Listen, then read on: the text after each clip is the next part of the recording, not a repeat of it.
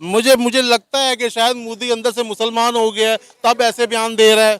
ठीक है, गेटअप भी उसका मुसलमानों वाला है। ठीक है, मजबूरी से शायद अपना दीन नहीं छोड़ रहा, मगर काम उसके मुसलमानों वाले हैं। जब पाकिस्तान बन गया, पाकिस्तान की डिवाइड होनी नहीं चाहिए थी। मेरा ख्याल है कि आज हिंदुस्तान पाकिस्तान इकट्ठे होते तो हम लोग भी सारे तरक्की कर रहे होते। यहाँ भी दूध की नहरें होती, यहाँ भी 60 रुपए किलो दूध होता। अगर शरारत होती है हमारी वजह से होती है। जब हम बोलते हैं कि कश्मीर बनेगा पाकिस्तान, तब शरारत होती। जब यहाँ से मुजाहिदीन जाते, यहाँ से लोग गए, जितनी आर्मी इस टाइम कश्मीर में हमारी गलती से है। असल चीज तो इंसानियत है। मजहब तो बाद में आया है ना, इस्लाम तो बाद में आया है। अभी ताज़ा ताज़ा मजहब है, 1400 साल का मजहब है। ठीक है, हिंदुओं को तो हजारों साल से मजहब है। बुद्ध मत मजहब कहाँ से है? असल चीज इंसानियत है।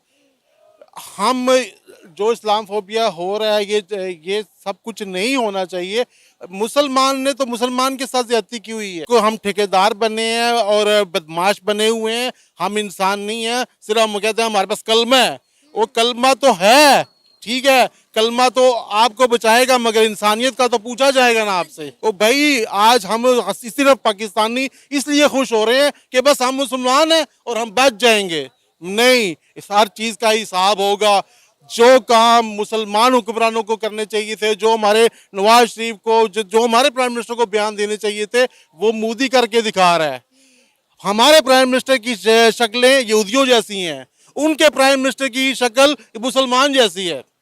मैंने कल परसों भी एक चैनल पे कहा था कि मैं चैलेंज करता हूं, जितना इस्लाम का मोदी को जी को पता है, इतना नवाज शरीफ शहबाज शरीफ को नहीं पता है। नमस्कार दोस्तों, मेरा नाम अनुधीमान और आप देख रहे हैं नेशन ब्यूरो। अक्सर आपने पाकिस्तानियों को सुना होगा, जब भारत के बारे में बात करते हैं तो कहते हैं काफिर देश है, हम उसको ख़त्म कर देंगे, गजवा हिंद करेंगे, वहाँ मुसलमानों के ऊपर बड़ा अत्याचार होता है। इस तरीके की बातें करते हुए बहुत सारे वीडियो आपने देखे होंगे। लेकिन पाकिस्तान के अंदर एक आध लोग ही, चाहे आपको पॉजिटिव मिल जाए, वो भारत के बारे में अच्छा सोचते हैं। ऐसा ही वीडियो हम आपको दिखाने जा रहे हैं और वीडियो है सना अमजद का। तो पहले हम लोग वीडियो देखते हैं, फिर हम बात करेंगे इस वीडियो के अंदर जो बातें की गई हैं उसके बारे में। बड़े सगीर में बहुत ज्यादा मुसलमानों की हुकूमत रही है।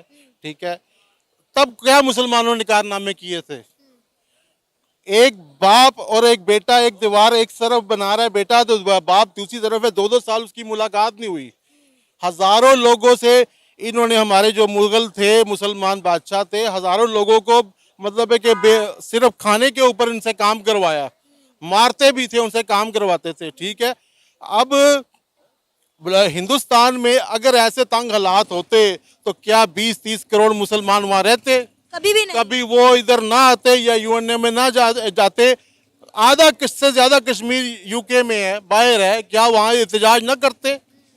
ठीक है, जब पाकिस्तान बन गया, पाकिस्तान की डिवाइड होनी नहीं चाहिए थी। मेरा ख्याल है कि आज हिंदुस्तान पाकिस्तान इकट्ठे होते तो हम लोग भी सारे तरक्की कर रहे होते। यहाँ भी दूध की नहरें होती, यहाँ भी 60 रुपए किलो दूध होता, यहाँ भी सब कुछ होता। ये तो जाते जाते अंग्रेज जानबूझ के हमें अलहदा करके गया है कि ये कौमें ऊपर न चली जाएं। आज अगर अगर इंडिया ने कब्जा ही करना होता तो सबसे पहले वो बांग्लादेश 71 में कर लेता, बड़े आराम से कर लेता।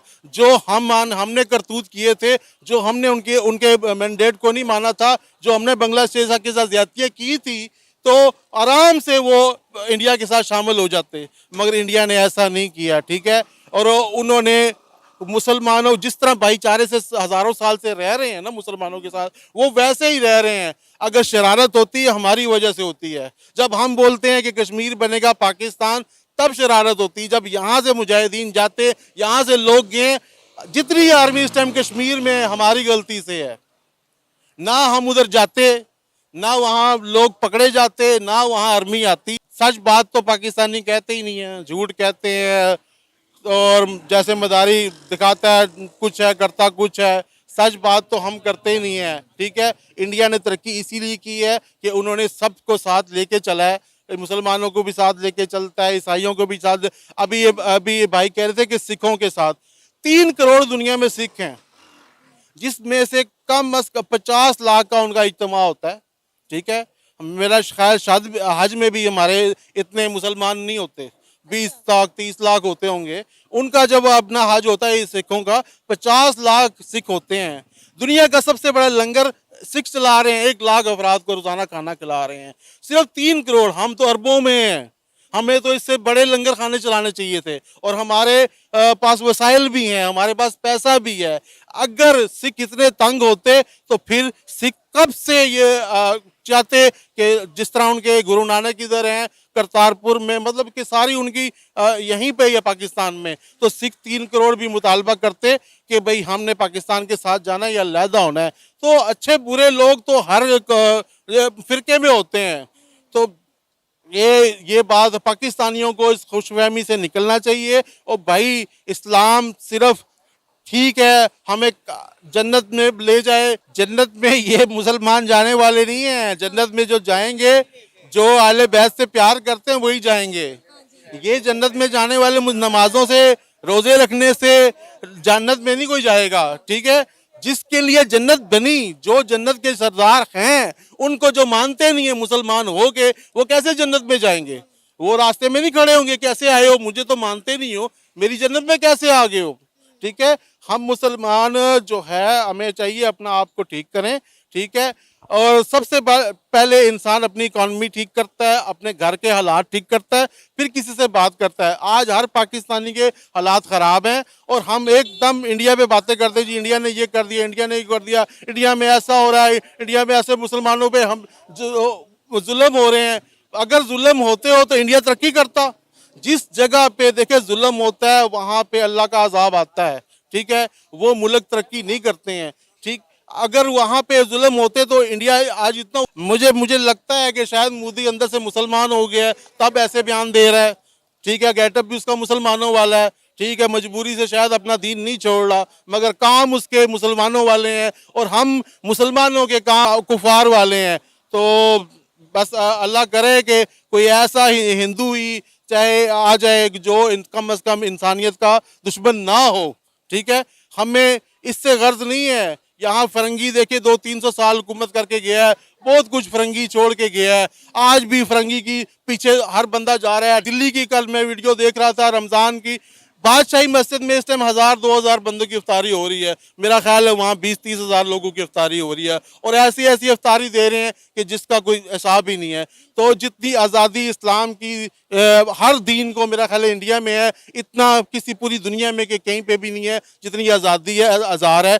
यहाँ पे तो बहुत पाबंदी है, यहाँ तो हिंदुओं पे भी पाबंदी है, सिखों पे भी, मुसलमान इवन के मुसलमान भी अपनी आज़ादी का इज़हार नहीं कर सकते हैं। वो भी छुप के डर के वो करते हैं, आज़ादी का इज़हार नहीं कर सकते, सिर्फ अपनी कम्युनिटी से बात करते हैं। देखिए यहाँ पर इन्होंने बहुत खुलकर बात की है भारत के बारे में, भारत के मुसलमानों के बारे में, कश्मीर के बारे में। अक्सर जब पाकिस्तान के लोग इन दो मुद्दों के ऊपर बात करते हैं तो बहुत ज़्यादा अग्रेसिव हो जाते हैं, कहने लगते हैं वो काफिर हैं, उनको हम ख़त्म कर देंगे, हम कलमा पढ़ने वाले हैं, हमारे अंदर जज्बा बहुत है और हम कभी हारे नहीं हैं। हालांकि 1971 की जब बात आती तो कहते अरे वो तो साजिश थी। भैया चाहे जैसे हारे हो लेकिन हारे तो हो, साजिश करके ही तो लोग हराते हैं। और तुम साजिश में फंस क्यों जाते हो भाई? कलमा पढ़ने वाले लोग क्यों साजिश में फंस जाते हो? ऐसे तो तुम्हारे अंदर बहुत जज्बा है, लेकिन 93,000 सैनिक अपने पैंट उतार खड़े हो जाते हैं, तब तुम्हारा जज्बा कहाँ चला जाता है? तो इन सारे पॉइंट्स के ऊपर डिटेल से इन्होंने बात की।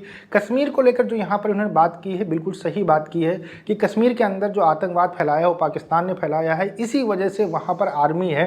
अदरवाइज वहाँ पर आर्मी की कोई ज़रूरत नहीं है। जहाँ पर भारत में शांति है, आतंकवाद नहीं है, कोई दिक्कत नहीं है, वहाँ पर आर्मी डिप्लॉय नहीं की जाती है। लेकिन पाकिस्तान के जो मुजाहिदीन भेजे जाते हैं वो हमारे कश्मीर के अंदर आते हैं, लोगों को मारते हैं, लोगों को बहकाते हैं और जगह जगह अटैक करते हैं, हमारी आर्मी के ऊपर हमला करते हैं। तो जाहिर सी बात है वहाँ पर आर्मी रहेगी, क्योंकि हमें अपने कश्मीरियों की सुरक्षा करना है। पाकिस्तान के लोग हमेशा मुजाहिदीन को ट्रेनिंग देकर यहाँ भेज देते हैं जन्नत भेजने के लिए। अच्छा, दूसरा इन्होंने जो बात की कि भारत के मुसलमान बहुत अच्छे से रहते हैं, उनको कोई दिक्कत नहीं होती है, और कश्मीर के ऊपर अगर भारत अटैक करता और कब्जा करना चाहता तो बहुत पहले कर चुका होता। 1971 में बांग्लादेश के ऊपर हम लोग अपना कब्जा कर लेते जब हमने उनको आज़ादी दिलाई थी।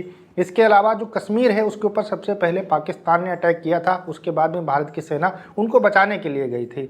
तो जो बहुत सारी ऐसी चीज़ें हैं जो इंटरनेट के माध्यम से हिस्ट्री खुलकर लोगों के सामने आ रही हैं, तो उनकी भी आंखें खुल रही हैं। मोदी जी को लेकर यहाँ इन्होंने बात कर दी है कि जो हमारे इस्लाम के अंदर अच्छे अच्छे काम करने के लिए बताए जाते हैं वो मोदी जी कर रहे हैं, कहीं मोदी जी मुसलमान तो नहीं हो गए हैं। तो भैया चिंता करने की ज़रूरत नहीं है, हिंदू धर्म के अंदर भी बहुत अच्छे अच्छे काम बताए गए हैं जिनको किया जाता है, लेकिन पाकिस्तान के लोगों की दिक्कत होती है कि वो सिर्फ इस्लाम के चश्मे से देखते हैं। इसी वजह से उनको सारे धर्मों के अंदर कमियाँ नज़र आती हैं और इस्लाम के अंदर उनको अच्छाइयाँ नज़र आती हैं। इसी वजह से ये बात यहाँ पर कह रहे हैं। मोदी जी अच्छा काम कर रहे हैं, पाकिस्तान के लोग जानते हैं, भारत आगे बढ़ रहा है ये भी पाकिस्तान के लोग जानते हैं। और जो ये यहाँ पर ये कह रहे थे कि भारत के 2 टुकड़े नहीं होने चाहिए थे, मतलब 3 टुकड़े नहीं होने चाहिए थे, वो इसलिए कह रहे हैं क्योंकि आज पाकिस्तान जो है कटोरा लेकर पूरी दुनिया के अंदर घूम रहा है और भारत तरक्की कर रहा है।